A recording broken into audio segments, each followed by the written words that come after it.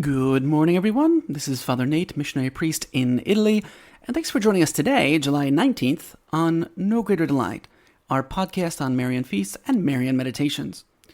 Well, to start us off, we have Notre Dame de Moyen-Pont, near Péronne in France. We're told by the Abbot Orsini that this image was found by a shepherd near the ponds where the meadows of Amele are at present. A church was built there, which was repaired in 1612. We also have something else very interesting today. July 18th, 1830. It was the eve of the feast of Saint Vincent de Paul. And Catherine Labouré prayed that through his intercession, her desire to see the Blessed Virgin would be fulfilled. Previously, at the death of her mother, when Catherine was a child, she asked Mary to become her mother. It was 11:30 that night, so you can say, July 18th, and then it goes the following morning, 19th. At 11:30 that night, Catherine heard someone call her name. A mysterious child stood at the foot of her bed and asked her to get up. "Sister Labouré, come to the chapel. The Blessed Virgin is waiting for you," he said. Catherine dressed and followed the child, who was bringing rays of brightness wherever he passed. Having arrived in the chapel, St. Catherine stopped near the priest-director's chair in the sanctuary. She then heard a sound like the rustle of a silk dress. Her little guide then said, "Here is the Blessed Virgin." Catherine hesitated, but the child repeated in a stronger tone of voice, "Here is the Blessed Virgin." Catherine rushed to the chair and knelt at the feet of the Blessed Virgin, who was seated on the chair. And Catherine rested her hands on the knees of the Mother of God. Right? This is what Catherine says later. She says, "There, a period of time passed, the sweetest of my life. It would be impossible for me to say what I experienced. The Blessed Virgin told me how I should behave towards my spiritual director, and also several other things.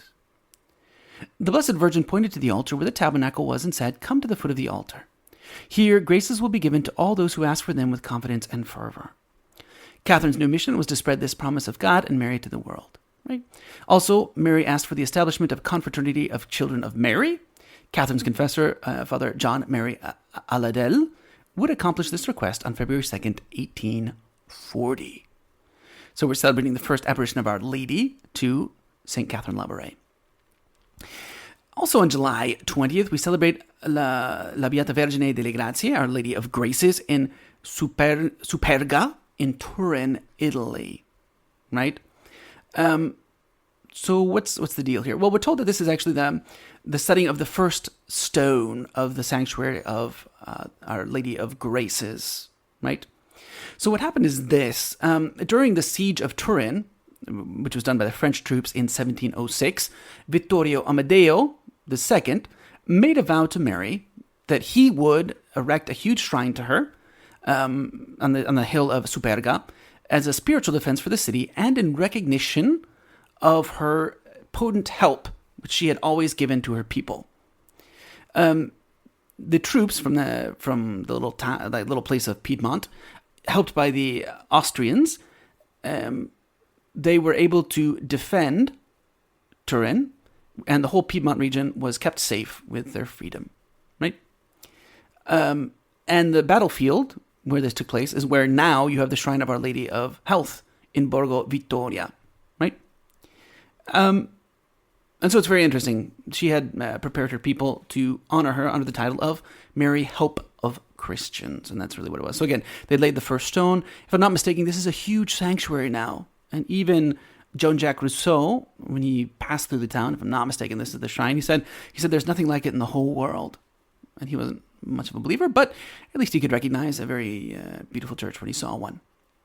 And also, today, on the 19th, we celebrate Our Lady of the Miracles in Lima, Peru. So what happens was, when the conquistadores came from Spain, they were accompanied by Franciscan friars, right? And these Franciscan friars hung an image of the Immaculate Conception over the door of their first church in Lima, right? And when they would take when they would go on these missionary journeys throughout the region, they would take the image, they called it La Misionera, the missionary, with them, right? They were in Cusco, the Inca capital, on May 23rd, 1536, when there was a rebellion of Manco Inca against the 2-year Spanish regime, right?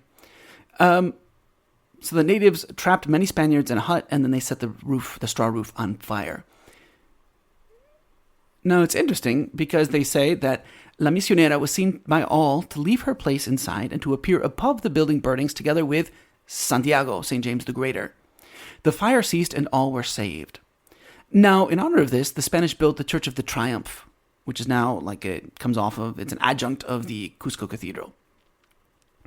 So back in Lima, the Franciscans surrounded the little chapel with a big monastery complex. And unfortunately, the image over the door was gradually forgotten.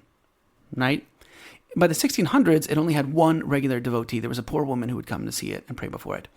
One day she heard the Virgin speak. She said, "You alone, daughter, among all the people here, visit me and pray to me. One day I will repay you." After the woman told saintly brother Juan Gomez, he often remarked, "Lima does not know the great good it has in this miraculous image, but soon it will know." Very prophetic words. On November 27th, 1630, when most of the people of Lima were attending a bullfight in the main plaza, a violent earthquake struck the city. Everyone was terrified because it seemed like they would die. But those near the Franciscan church saw the image of Our Lady turn in the direction of the Blessed Sacrament with her hands in a suppliant gesture. And abruptly, suddenly, the earthquake stopped. Right? Several hours later, when the Franciscan community had gathered before the miraculous image to give thanks, the prodigy was renewed. The statue again turned to its former position, smiling graciously.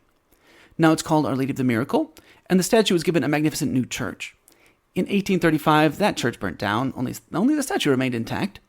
On June 19th, 1953, the papal nuncio crowned the miraculous statue.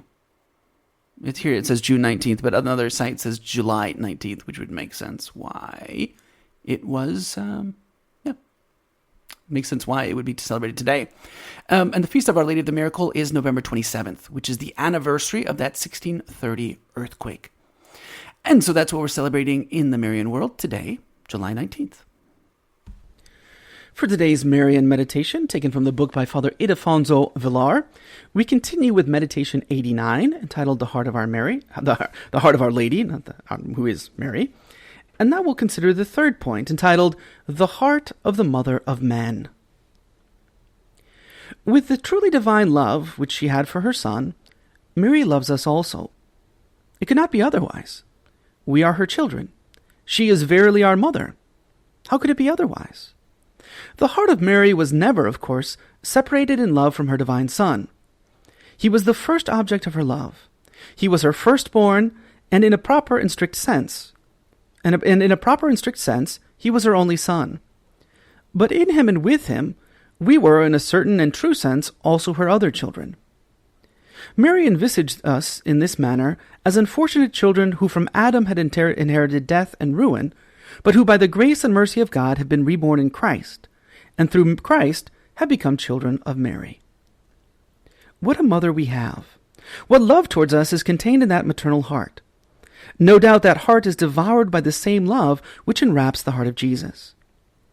When she consented to that divine maternity, proffered by the angel of the Annunciation, with her fiat, Mary agreed to be the mother of God and our mother also. She knew it was God's will, and she makes no distinction between her two maternities. She does not accept the first and reject the second. No, her heart will embrace both the sublime maternity of God and the sad, sorrowful, hard maternity of mankind. Look at the heart which decided on the incarnation of the Word, and which decreed the salvation of man, whose mother she was going to be. That decision sprung from her loving heart. There is yet another proof of her motherly affection. She stands by the cross, and there she fulfills what she has promised, because there she is publicly and solemnly declared the mother of mankind. But who could ever fathom the cost? Yet she so loves her children that she does not hesitate in accepting any sacrifice or suffering.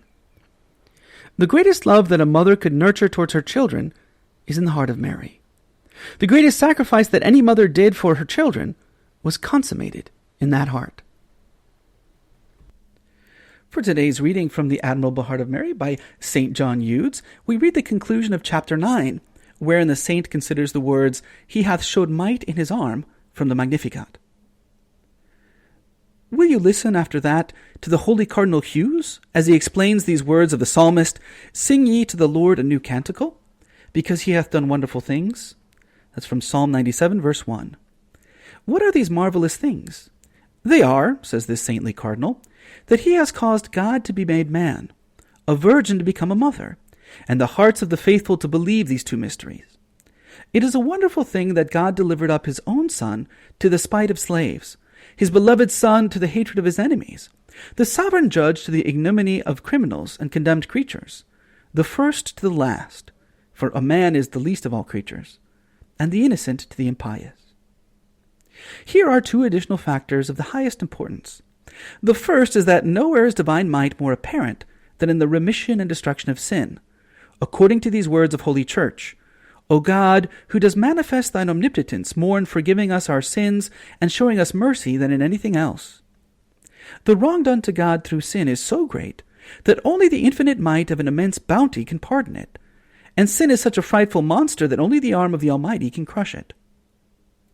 The second wonderful manifestation of this adorable might is the virtue and strength that it imparts to the holy martyrs and to all persons who suffer extraordinary afflictions, that they may bear them generously and in a true Christian manner for the love of him who suffered the torments and death of the cross for their sake. This is a brief summary of the countless miracles performed by the all-powerful arm of the Word incarnate, miracles which he continues to perform daily for the glory of his divine Father, the honor of his most admirable Mother, and the salvation and sanctification of mankind, in order to incite men to love and serve him with all their hearts, as he loves them with all his heart. Hello, and we hope that you enjoyed listening to our Marian podcast. In the spirit of Saint Bernard of Clairvaux, we say to you that there is no greater delight than to spread the devotion of Our Lady. We hope you share these sentiments and encourage you greatly to share with a loved one. Know that you are always in our prayers, and we ask that you keep us in yours. God bless.